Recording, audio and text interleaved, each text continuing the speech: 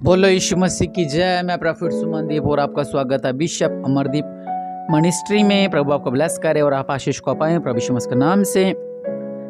आशा रखते हैं कि आप सब लोग अच्छे होंगे, ब्लेस्ड होंगे प्रभु यीशु मसीह के नाम से, और परमेश्वर का अनुग्रह हमेशा आप पर होता रहे और आप आशीष को पाते रहें, ब्लेसिंग को पाते रहें। प्रभु यीशु मसीह आपके जीवन में अद्भुत कार्य करते रहें, आपके जीवन में अद्भुत गवाहियाँ आती रहें, आप ब्लेस्ड होते रहें प्रभु यीशु मसीह के नाम से।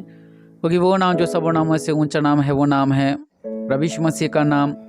सब नामों से ऊंचा, सर्वश्रेष्ठ, सबसे महान नाम, जो मुर्दों में से जिंदा हुआ हमारा परमेश्वर स्वर्ग छोड़कर धरती पर आए। हमारे परमेश्वर का नाम महान है, वो राजों का राजा है, प्रभु के प्रभु हैं। वो आपके जीवनों में अद्भुत कार्य करते हैं और आप आशीष पाते हैं प्रभु यीशु मसीह के नाम से। जो आज का हमारा टॉपिक है वो है कि योना नबी के साथ परमेश्वर ने क्या किया था।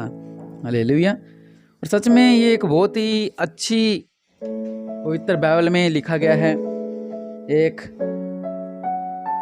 बात लिखी गई है पवित्र बाइबल के अंदर, एक घटना लिखी गई है पवित्र बाइबल के अंदर कि कैसे इसके साथ क्या हुआ और परमेश्वर ने इसके साथ क्या क्या किया और कैसे कैसे इसने उन बातों को सीखा। और ऐसी बहुत सी बातें जो कि परमेश्वर ने इसके साथ की और हमें बहुत कुछ सीखने को इनसे मिलता है।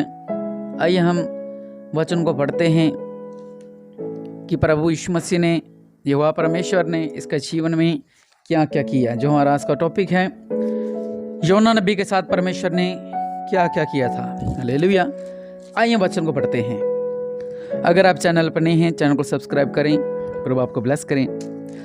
वचन कहता है, योना 1 में लिखा हुआ है कि यहोवा का यह वचन अमित्ती का पुत्र योना के पास पहुंचा। उठकर उस बड़े नगर नीनवे को जा और उसके विरुद्ध प्रचार कर, क्योंकि उसकी बुराई मेरे दृष्टि में बढ़ गई है। परंतु योना यहोवा के सम्मुख से तर्शीश को भाग जाने के लिए उठा और याफा नगर को जाकर तर्शीश जाने वाले एक जहाज पाया और भाड़ा देकर उस पर चढ़ गया कि उनके साथ यहोवा के सम्मुख से तर्शीश को चला जाए। हालेलुया। यहाँ पर क्या हुआ कि परमेश्वर ने कहा कि जो नीनवे के लोग हैं उन्होंने पाप बहुत ज़्यादा किया है।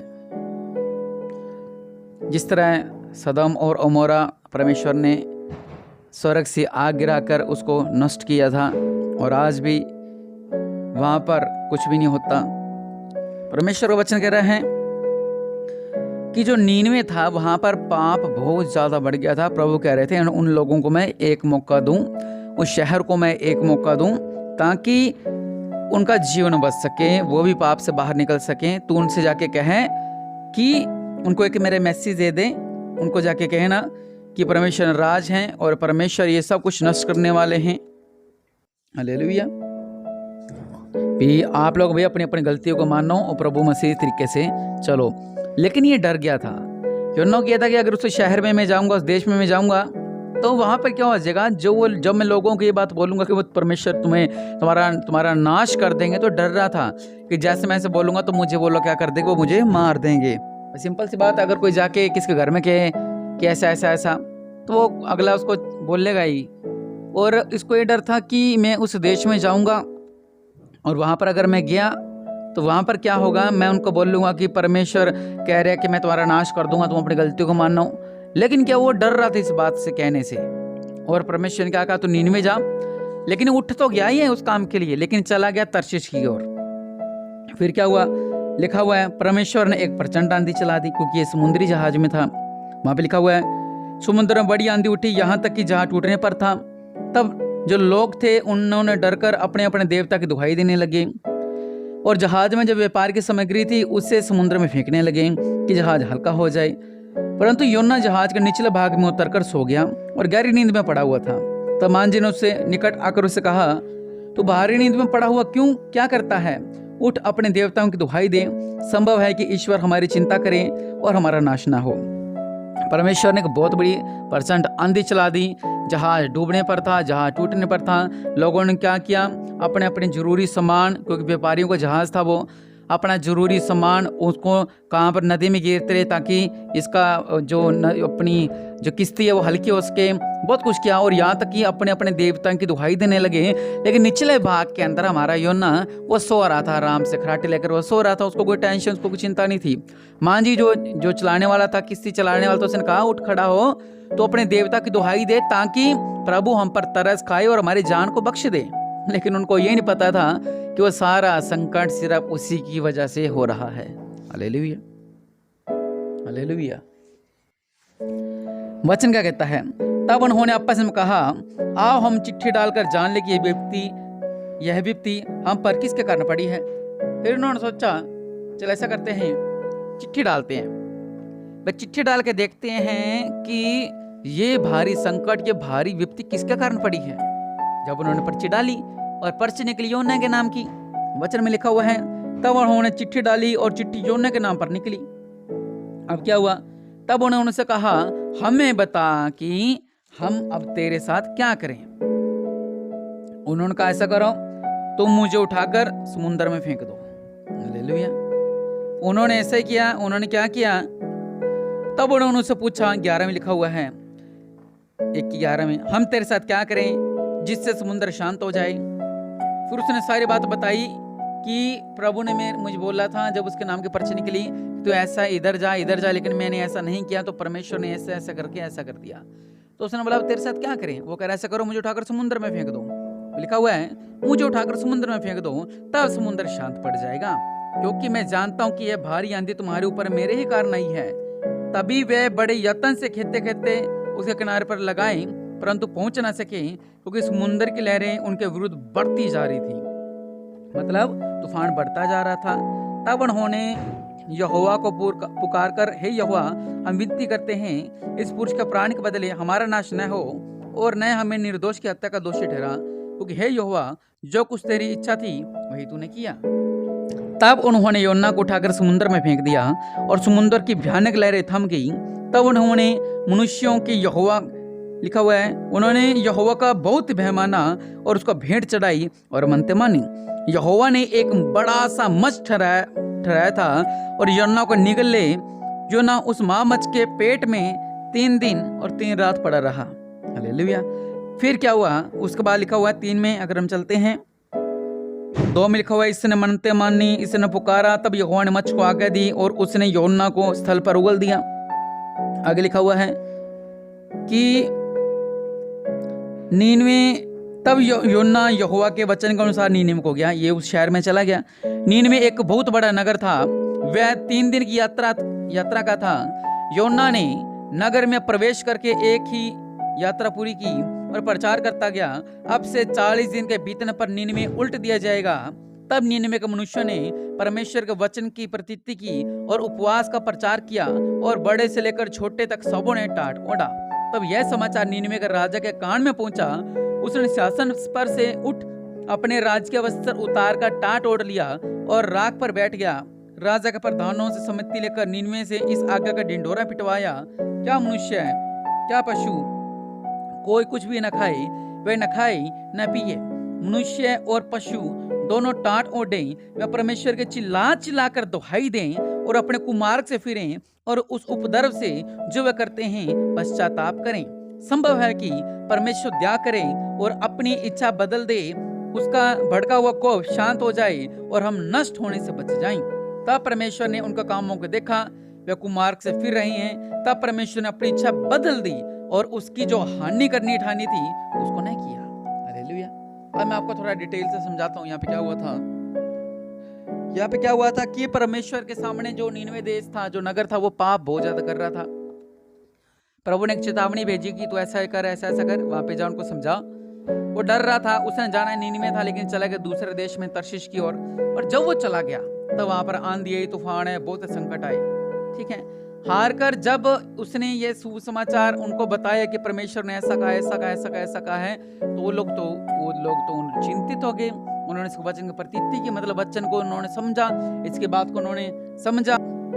फिर उन्होंने क्या किया? उन्होंने टाट ओढ़ी, सबने उपवास रखे, यहाँ तक पशुओं ने उपवास रखे, कपड़े फाड़े, टाट ओढ़ी, बोरी सिर में राख गिरी और राख पर बैठ गए और चिल्ला कर दुहाई दे रहे हैं, प्रभु माफ करो, प्रभु माफ करो। प्रभु ने माफ कर दिया। हालेलुया। मैं इस बात से ये आपको शिक्षा देना चाहता हूँ, आपको एक बात समझाना चाह रहा हूँ कि कई बार ये परमेश्वर हमारे जीवनों में हमें कुछ करने को कहते हैं, हालेलुया, हाँ वो नहीं करते हैं। प्रभु में कहते हैं कि तू ऐसा कर, तू इस मार्ग से जा। हम कहते हैं नहीं, इस मार्ग से नहीं जाएंगे, हम इस मार्ग से जाएंगे।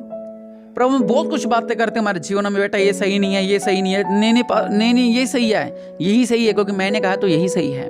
हम ऐसी बातें, ऐसी जिदें हम प्रभु के आगे करते हैं। प्रभु के लोगों, यहाँ पर क्या हुआ, जब हम परमेश्वर की बात को नहीं मानते हैं, जब हम प्रभु के वचनों को नहीं मानते हैं, तो क्या होता है, हमारे घर में समस्या, संकट आना शुरू हो जाते हैं।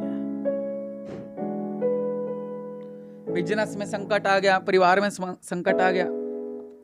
फिर क्या होता है, किसी एक की वजह से जब गलती होती है, तो यहाँ पे क्या लिखा हुआ है, उस नगर में बहुत से लोग थे, उनका बेचारियों का जो व्यापारी थे वो अपना सामान किस्ती से बाहर फेंक रहे, समुद्र में फेंक रहे हैं। कितनी बड़ी बात है, कितना उनका खर्चा लगा हुआ, कितने उन्होंने मजदूरी दी होगी, कैसे कैसे उन्होंने किया होगा, कितना जरूरी सामान, कितनी कीमती सामान, वो सब कुछ पानी में बह जाता है। जब हम गलती गुनाह करते हैं प्रभु के आगे, तब क्या होता है, हमारे साथ ऐसा होता है, हमारा धन बह जाता है, हमारा ईमान बह जाता है, हमारी जो कि हमने इज्जत बनाई तो वो बह जाती है। बहुत सी बातें जो हमारे जीवन में होती है, हमारा सुकून बह जाता है समुद्र में। कहने का मतलब, जब हम कोई गलती करते हैं, जब प्रभु कह रहे ये गलत है, हम फिर भी वही चीज करते हैं, तो हमारे घरों में नुकसान होना शुरू हो जाता है, बंधन आने शुरू हो जाते हैं, संकट आना शुरू हो जाते हैं। क्योंकि ये वचन कहता है, जब उसने गलती की तो पूरी किश्ती में तूफान आ गया और वो किश्ती टूटने पर हो गई। फिर उसने कहा मैंने गलती की है।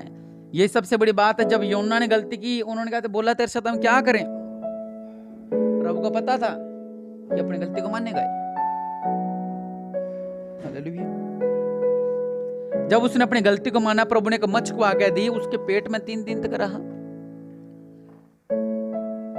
जब हम अपनी गलती को मानते हैं तब, लेकिन हम अपनी गलती मानते नहीं कि मैंने कोई गलती नहीं की, मैंने कोई पाप नहीं किया, जो सही था वो सही था, उसने गलत किया है, जो सही था वो सही था, मैंने नहीं गलत किया कुछ भी। मतलब बहुत सी बातें जो हम करते हैं। जब हम अपनी गलती को मानते कि हाँ प्रभु मैंने पाप किया, हाँ प्रभु मैंने गलती किया, अनजाने मुझसे भूल चुक गया है, मुझे क्षमा करो, तो परमेश्वर हमें क्षमा करते हैं। एक उपाय भी परमेश्वर हमारे लिए रखते हैं। अगर सब कुछ डूब जाता, परमेश्वर एक उपाय भी रखते हैं। यहाँ पर उसने जब अपनी गलती को मानना, उन्होंने बोला तेरे साथ क्या करें, वो कर ऐसा करो, मुझे उठा के समुद्र में फेंक दो। और लिखा जैसे फेंका उसी पल, उसी सेकंड के अंदर समुद्र शांत हो गया। ऐसे जब हम अपनी गलतियों को मानते हैं, परमेश्वर का आगे, हमारे घर में नुकसान होना बंद, बीमारियां बंद, शैतान के बंधन आने बंद हो जाते हैं, शैतानी शक्तियां घर में आना बंद हो जाती हैं। हम कहते हैं हाँ प्रभु मैंने गलती से कर लिया था, हाँ प्रभु मैंने गलती से कर लिया था, हाँ प्रभु मैंने गलती से कर लिया था, मुझे क्षमा कीजिए। जब हम गलतियों को मानते हैं तो सारे पाप क्षमा होते हैं, हमारे सब गलतियां क्षमा होती है हमारी, क्योंकि परमेश्वर ने उपाय पहले रखा होता है। हम जब गलती नहीं मानते हैं तो उपाय हमें मिलता नहीं है। जब हम गलती मानते हैं तब उपाय भी हमारे सामने आ जाता है। यहाँ पर जब उसने गलती की, और उपाय क्या था यहाँ पर, उसने मच्छ को बहुत आज्ञा दे रखी थी, यहोवा परमेश्वर मच्छ को आज्ञा दी थी, जैसे उसको समुद्र में गिरा, वो मच्छ के पेट में सीधा गया। क्योंकि अगर वो पानी में रहता और वो मर जाता, समुद्र में वो मर जाता, कहाँ जाता, समुद्र का किनारा कोई नहीं था, वो मर जाता। परमेश्वर ने क्या किया, मच्छ के मुंह में डाल दिया, 3 दिन तक पेट में रहा, और क्या कर रहा है, प्रार्थना कर रहा है, आराधना कर रहा है, स्तुति कर रहा है। और 3 दिन बाद परमेश्वर ने क्या कहा, यहोवा ने मत्स्य से आज्ञा दी, उसने योना को स्थल पर उगल दिया। क्या क्या, बाद में उसको जमीन पर जाकर उसने उगल दिया, उसके किनारे, समुद्र के किनारे जाके। हालेलुया। देखो परमेश्वर ने कहां से क्या किया, वहां से उसके साथ ऐसा हुआ, और वहां से कैसे निकलता, कैसे बचता, यहाँ तक पहुंच गया। वो समुद्र में तो मर जाता, लेकिन परमेश्वर ने उपाय कर रखा था।